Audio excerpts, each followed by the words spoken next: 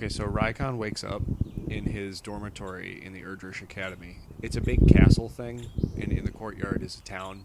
It's like a huge castle, so they can fit a town in there, in the courtyard. And he wakes up to Jinho, like, right there in his face. Like, right here into his face. And he's looking at him, like, super ponderously, like, literally just thinking about him. Rhykon wakes up, and he sees, like, that there's light out, and he freaks out. He freaks his shit out. So he's like, oh, Master Jinho, I'm sorry, I didn't know I slept in. Oh, my God. Blah, blah, blah, blah, blah, blah, blah. I'm a kiss ass. And he's running around his apartment and stuff, and he's trying to grab all his clothes and get ready, and he's looking for his bow. His bow is like his favorite item ever.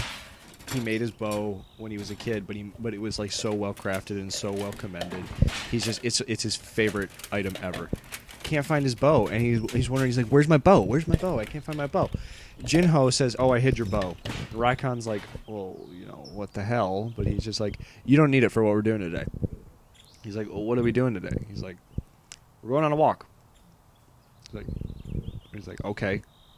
He's like, but we're really late in the day. Shouldn't we get something done? And he's like, "Oh, we're not late in the day." He snaps his fingers, and you'd think it was like noon, but it was an optical illusion that Jinho can do, because he's magical. So he snaps his fingers and it goes back down, and the sun is like just barely rising. It's like 5 in the morning. Rhykon thought it was like, noon. He gets all his stuff together. He follows Jinho down. By the way, Jinho has like a collection of like little furry critters and animals and like stuff that follows him around. Little squirrels, and like there's like a little Jack Russell dog. So Rhykon follows Jinho and his critters, and they go down into the courtyard where there's a town.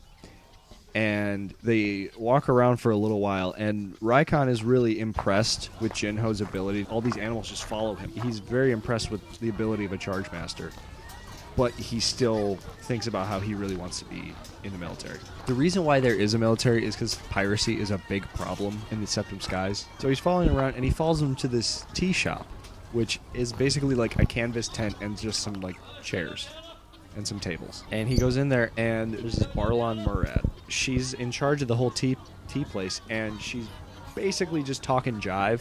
Like she's like her manner of speaking is very southern and Creole, kind of like, she's basically the stereotypical person from Louisiana. So she's this big, like, soul-talking woman, and Jinho likes to hit on her as a joke, and they're hitting on each other. Well, Jinho's hitting on her like a creepy old man, and she's just yelling at him. She's like, "Shut the hell up, Jinho, you're an idiot."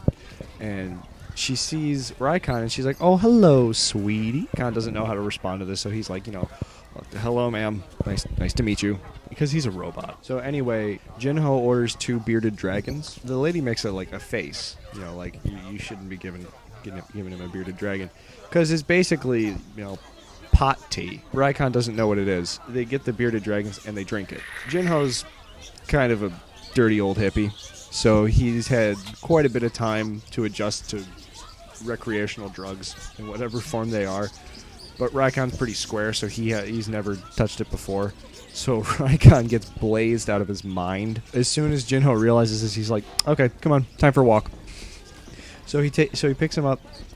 So he takes him out of the tea shop. He hits on the Barlon lady again, and they leave. And then they go for a walk in the woods. And he basically follows him around. He's stumbling everywhere, and that's where we end the episode.